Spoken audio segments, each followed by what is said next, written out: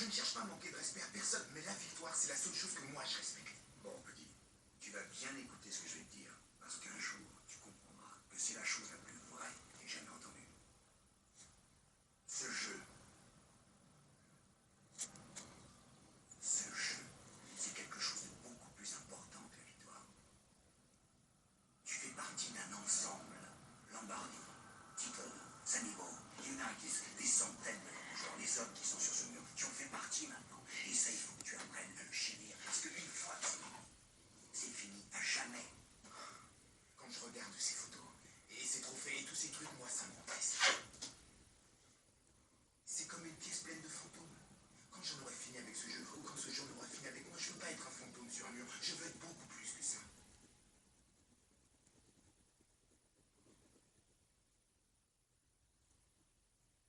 Je crois que Cap va pouvoir se remettre à jouer pour les playoffs. Quoi? Je vais le faire jouer. Je savais que c'était pour ça que vous m'aviez fait venir. Je savais que vous alliez me Cap balancer. est un leader. Il a l'esprit d'équipe. C'est de la foutaise. C'est une équipe pour Je gagner joue les deux playoffs. fois mieux que lui.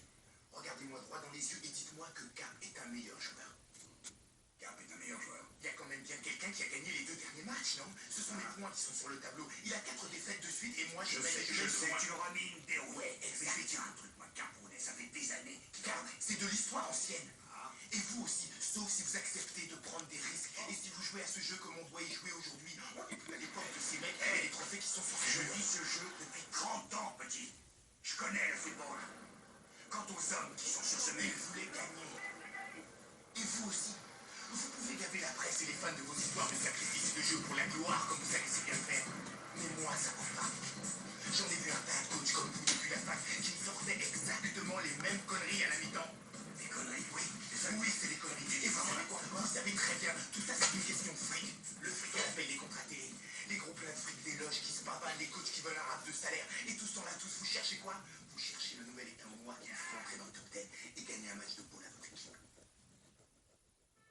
Et c'est pareil chez les pros. Sauf que chez les pros, le cueilleur de coton, il est payé. Je t'en prie, ne me sors pas ton couplet sur le racisme à moi, petit. Ça fait 25 ans que je travaille avec des hommes qui ont la même couleur que toi. C'est peut-être pas du racisme, c'est peut-être du classisme. Les frères doivent rester à leur place, c'est ça, patron. Je comprends pas de quoi tu me parles. De quoi tu parles? Tu fais plus confiance à personne à cause de ce qui s'est passé quand t'étais à la fac. S'il te plaît, oui, tu connais les règles. Fallait pas magouiller. Magouiller? Oui. Comment ça, magouiller? Comment ça, magouiller? Magouiller, me demande pas comment. J'ai perdu $1 million de contrat parce que j'ai porté un costard à $300 dont un mec m'a fait cadeau pour aller à un mariage. Je le connaissais même pas. Comment il fait, le frère, quand il est à l'université? Il a pas de fric. Il veut sortir avec une fille. Il veut avoir des sapes un peu cool. Tout le monde en croquait du truc. Mais il n'y a que moi qu'on a suspendu. Je suis descendu de 6 tours dans les sélections à cause de ça. Ensuite, les coachs m'ont classé. Oh, lui, c'est un fouteur de merde, il est arrogant, il peut pas jouer au football.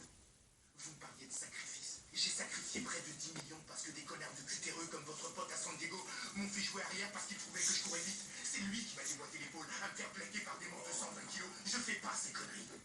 J'étais un grand joueur de football. Mais personne ne m'a laissé le temps, ni un jour, ni une saison pour que mon épaule guérisse. Et ensuite, ils m'ont vendu. Et ça continue, jette bien la responsabilité sur tout le monde, sauf toi, comme vous voulez. Tu vois, c'est la première chose qu'on attend d'un quarterback, le sacrifice. Il doit se sacrifier en premier, parce qu'il doit mener